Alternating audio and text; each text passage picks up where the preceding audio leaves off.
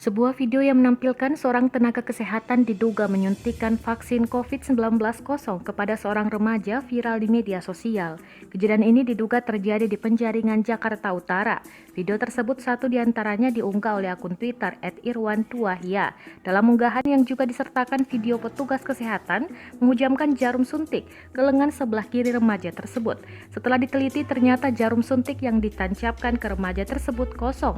Menurut keterangan dalam video, penyuntikan vaksin kosong tersebut terjadi di sekolah IPK Pluit Timur pada tanggal 6 Agustus 2021. Hal tersebut seperti yang ditulis oleh akun @irwantuahya dalam keterangan unggahannya pada Senin 9 Agustus 2021. Terkait unggahan tersebut, Suku Dinas Kesehatan Jakarta Utara memastikan sedang menelusuri. Hal itu disampaikan Kasudit Kesehatan Jakarta Utara Yudi Dimyati saat dikonfirmasi. Apabila penyuntikan vaksin kosong itu terbukti benar, Yudi menyatakan pihaknya akan memberikan sanksi tegas.